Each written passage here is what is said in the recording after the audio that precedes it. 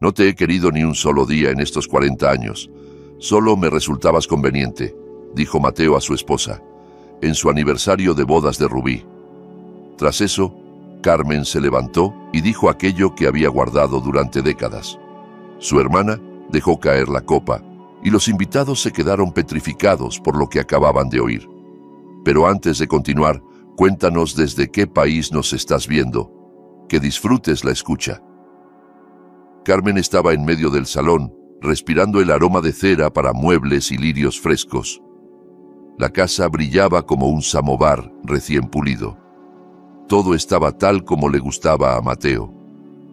Ese día celebraban sus 40 años de matrimonio. Bodas de Rubí. 4 décadas de una vida en común, la fachada impecable de un matrimonio perfecto.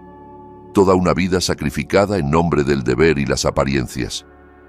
Pasó la mano por un tapete de encaje sobre la mesa, recordando cómo lo bordó en largas noches de invierno, intentando acallar la soledad y la tristeza. En el espejo se vio reflejada. Cabello canoso recogido en un peinado sobrio, arrugas surcando su rostro como grietas en una porcelana antigua. En sus ojos, cansancio y una extraña determinación. Recuerdos fragmentados afloraban en su mente. La boda, ruidosa y concurrida, pero sin un ápice de alegría en su corazón. El nacimiento de Sergio, su único hijo, su gozo oculto y su eterna herida. Las interminables recepciones y cenas formales, donde hacía el papel de esposa ejemplar del coronel. Mateo siempre fue exigente y reservado. Valoraba el orden y la disciplina. No toleraba debilidades ni sentimentalismos. Su matrimonio fue más una alianza estratégica que la unión de 2 almas enamoradas. Él le ofreció estabilidad y estatus social, y ella a cambio le dio una imagen intachable y un heredero. Carmen suspiró y se acomodó el vestido. Elegante pero discreto, de color rubí, como correspondía. El timbre la sacó de sus pensamientos. Empezaba la velada. Los invitados llegaban poco a poco, llenando la casa de voces y perfumes. Los colegas de Mateo, importantes y estirados, la felicitaban con frialdad, dándole la mano y soltando frases de compromiso. Amigos de la familia, a quienes solo veía en ocasiones especiales, se deshacían en halagos y admiración. Laura, su hermana menor, había venido desde París. Carmen sintió un nudo en el estómago. Laura siempre había sido libre e independiente, vivía a plenitud, sin penas ni ataduras. Entre ellas siempre había existido cierta tensión, un rencor no confesado. Carmen envidiaba su libertad, y Laura, probablemente, la compadecía por su matrimonio infeliz. Laura la abrazó con fuerza, de forma muy fraternal, pero en su mirada, Carmen leyó inquietud y compasión. «Estás guapísima», dijo Laura sonriendo, pero Carmen sabía que era solo una máscara. «Me alegra tanto estar aquí». «Yo también me alegro», respondió Carmen, intentando que su voz sonara natural. Sergio llegó más tarde, vestido con un traje oscuro, como de costumbre, un abogado exitoso, orgullo de la familia. Se acercó a ella, la abrazó y le besó la mejilla. «Feliz aniversario, mamá», dijo con una sonrisa. «Vosotros sois un ejemplo a seguir». En la mesa reinaba un ambiente festivo. Los invitados brindaban, deseaban a Carmen y Mateo muchos años más de felicidad y alababan su matrimonio sólido. Sergio pronunció un discurso emotivo, hablando de todo lo que había aprendido de sus padres, de cuánto les agradecía su amor y apoyo. Mateo, en la cabecera, imperturbable y majestuoso, parecía un general en parada. Aceptaba las felicitaciones con dignidad, asentía y respondía con breves frases formales. En su mirada no había ni un destello de ternura, solo cálculo frío y seguridad en sí mismo. Carmen lo observaba, intentando descifrar qué tramaba. Durante uno de los brindis, Mateo se levantó de pronto. En el salón se hizo un silencio absoluto. Carmen sintió un escalofrío recorrerle la espalda. «Quiero decir unas palabras», comenzó con su voz autoritaria, la de siempre, que no admitía réplica. Carmen se quedó inmóvil, presintiendo lo peor. Su corazón latía con furia, como un pájaro atrapado en una jaula. Hoy, en el día de nuestras bodas de Rubí, quiero ser sincero, continuó Mateo, mirando directamente a Carmen. Sincero con vosotros y conmigo mismo. Carmen cerró los ojos, temiendo lo que estaba a punto de escuchar. Nunca te he querido, Carmen, dijo Mateo, y sus palabras resonaron en el silencio como un disparo. Solo me resultabas conveniente. Carmen abrió los ojos y lo miró. En su rostro no había ni un asomo de arrepentimiento, solo frialdad y una crueldad calculada.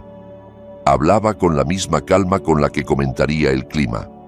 Mateo terminó su discurso y el silencio volvió a apoderarse del salón, pesado como una losa. Sus palabras, pronunciadas con helada serenidad, habían hecho trizas la burbuja que hasta ese momento envolvía la celebración. Carmen veía los rostros congelados de los invitados, copas detenidas en el aire, miradas huidizas, gestos contenidos. Unos carraspearon incómodos, otros bajaron la vista para evitar cruzar miradas con los protagonistas del escándalo. Un murmullo inquieto comenzó a extenderse, como una serpiente de rumores venenosos. Sergio, siempre tan sereno, parecía convertido en estatua. La expresión de cariño y gratitud que había dirigido a sus padres minutos antes se desvanecía, sustituida por una mueca de desconcierto. Observaba a su padre como si lo viera por primera vez, buscando una señal, una explicación, algo que le ayudase a entender. Carmen lo veía todo, pero en su interior sentía una calma extraña. Las palabras de Mateo, por crueles que fueran, no eran una revelación para ella. Vivía con esa verdad desde hacía años y ahora que se había hecho pública, se sentía casi aliviada. Reuniendo fuerzas, Carmen se levantó de su silla. Sus movimientos eran serenos y firmes, como si llevara toda la vida ensayando ese instante. Miró a Mateo. En sus ojos no había amor ni remordimiento, solo cálculo. Lo sabía, dijo en voz baja, aunque lo suficiente para que todos oyeran. Y tú también sabías que Sergio no es tu hijo. El estruendo fue inmediato. Un silencio más profundo que el anterior se apoderó de la sala. Los rostros de los invitados se desfiguraron por la sorpresa. Alguien dejó escapar un grito ahogado. Otro se quedó boquiabierto. La atmósfera se volvió densa, irrespirable.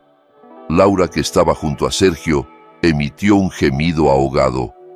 Su rostro se tornó blanco como la cera. La copa de vino que sostenía en la mano se le cayó, y el cristal estalló contra el suelo. El vino tinto salpicó la blanca mantelería como si fuera sangre.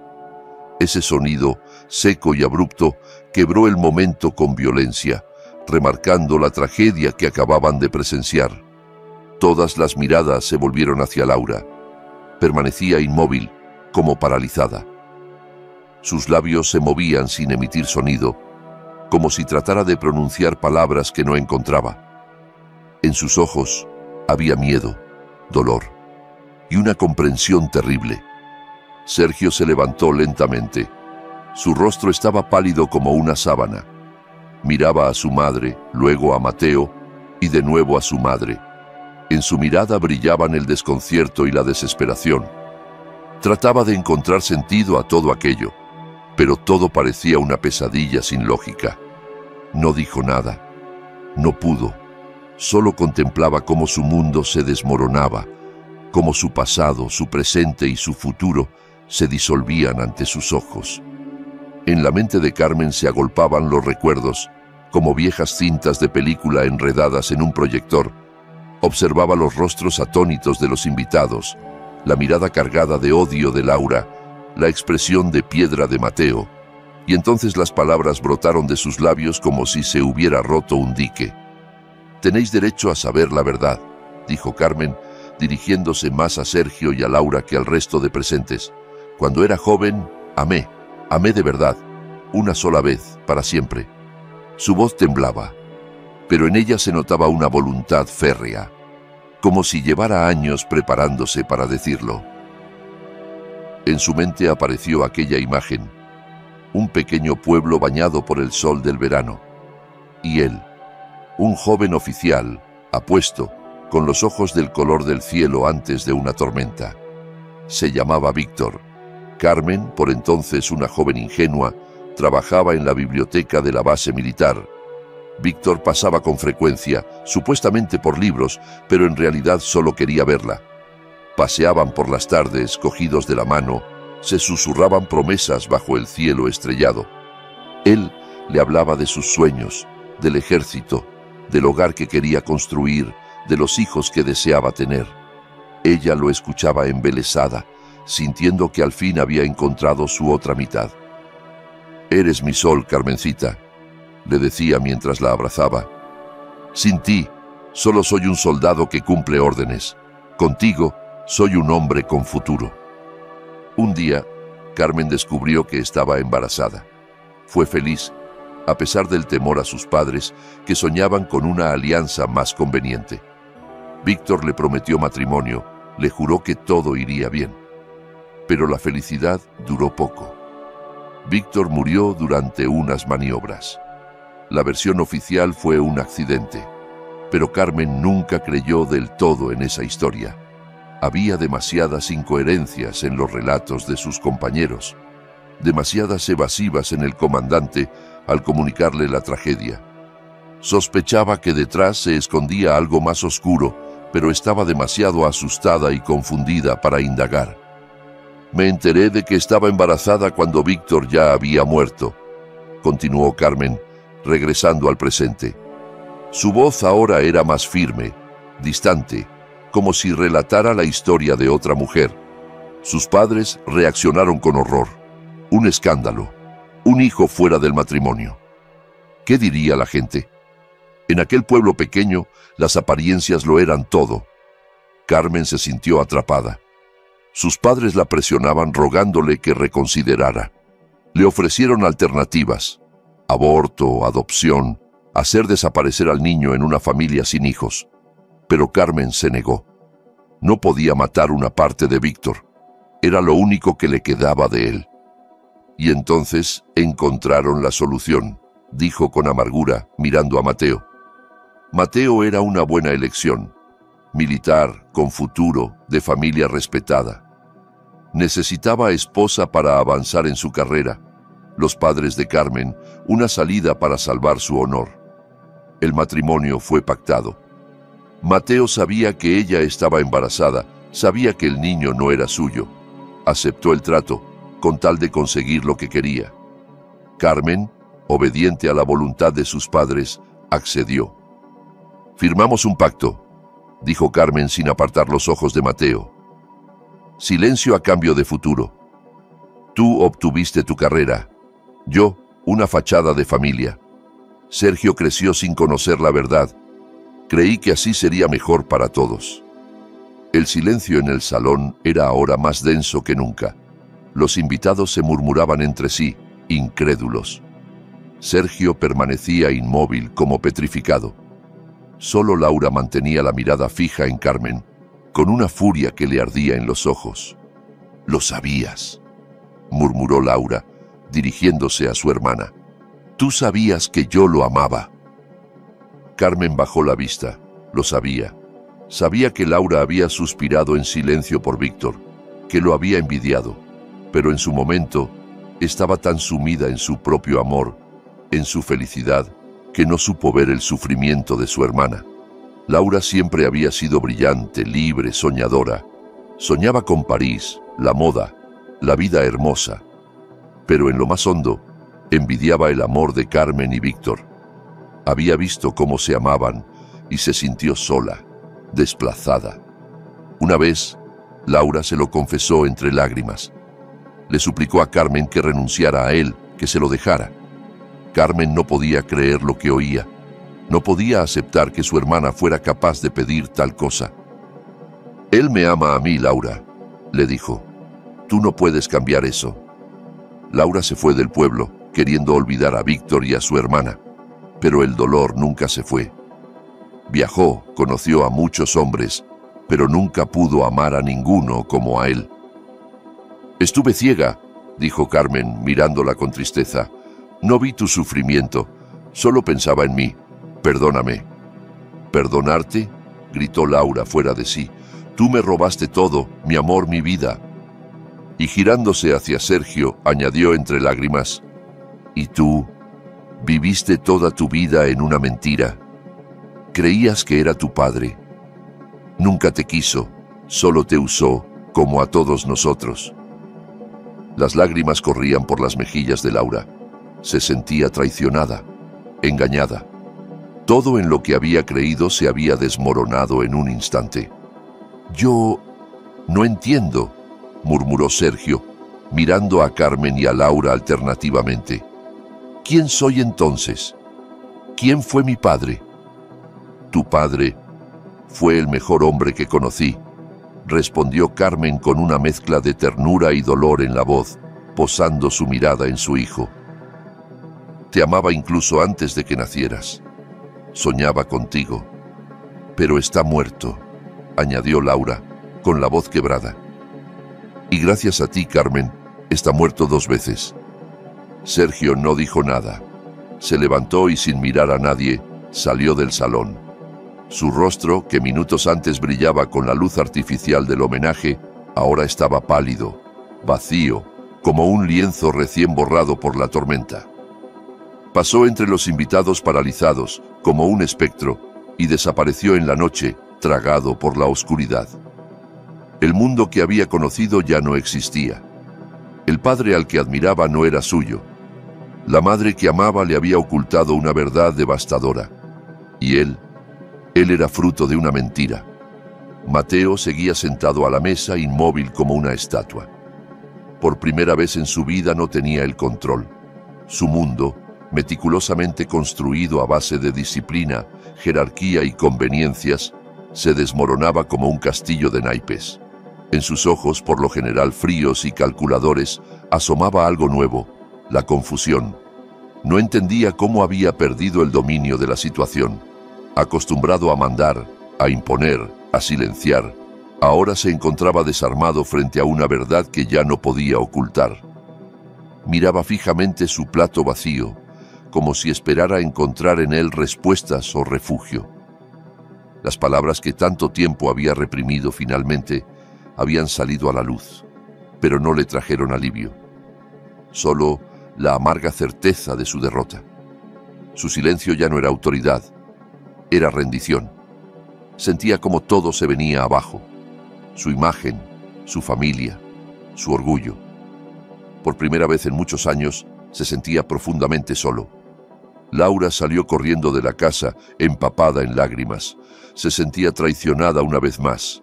Primero por Víctor, que había amado a Carmen, y ahora por su propia hermana, que había guardado durante décadas una verdad que la destrozaba.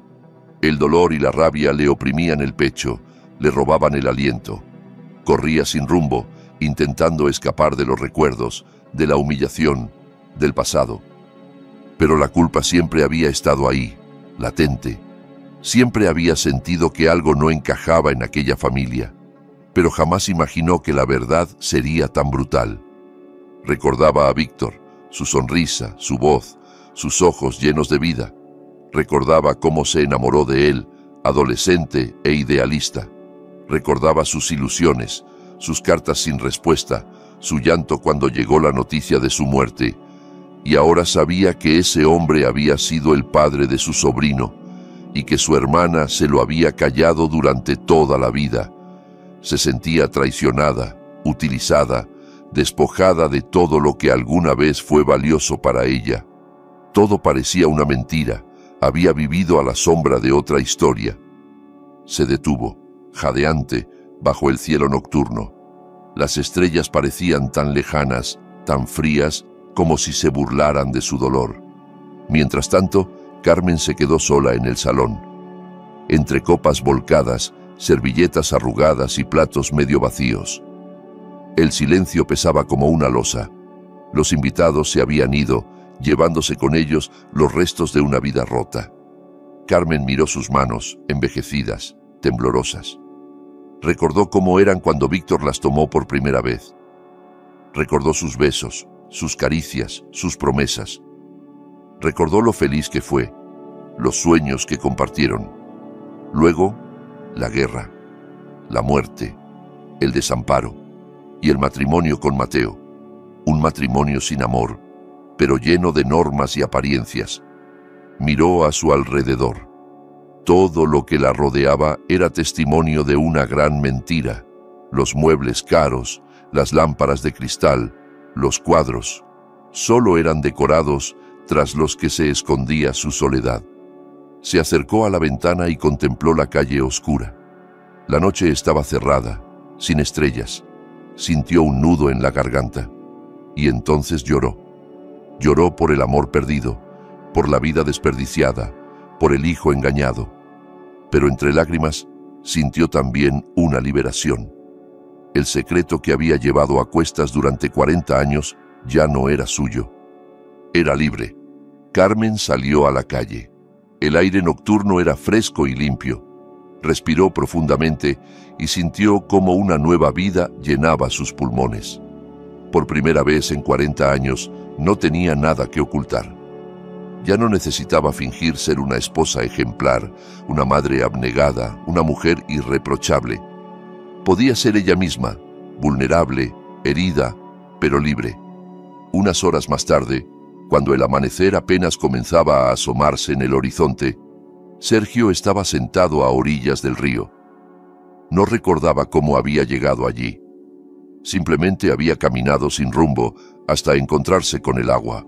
El río fluía lentamente, como llevándose consigo los restos de la vida que había conocido. Miraba su superficie oscura y pensaba en su destino. ¿Quién era? ¿De quién era hijo? ¿Dónde estaban sus raíces? No tenía respuestas, solo una sensación de vacío y abandono. Sacó del bolsillo su teléfono y observó la fotografía que siempre llevaba con él. En ella aparecían él, de niño, y Mateo, joven y sonriente. Para Sergio, esa imagen siempre había sido símbolo de familia, de afecto, de pertenencia. Pero ahora le parecía falsa, una imagen construida sobre la mentira. Cerró la mano sobre el teléfono, tentado de romperlo, pero se contuvo. No quería borrar su pasado. Por doloroso que fuera, necesitaba comprenderlo, reconstruirlo, encontrar su lugar dentro de él. Recordó las palabras de Carmen, su relato sobre Víctor, sobre el amor que compartieron, sobre la tragedia. Intentó imaginar a ese hombre, su verdadero padre, al que nunca conoció. Intentó establecer un vínculo con él, sentir algo, acercarse aunque fuera a través del recuerdo de otros. Pero era difícil. Durante toda su vida Mateo había sido su modelo, su ejemplo, su referencia. ¿Cómo podía ahora simplemente reemplazarlo? Recordó también el rostro de Laura, su dolor, su rabia.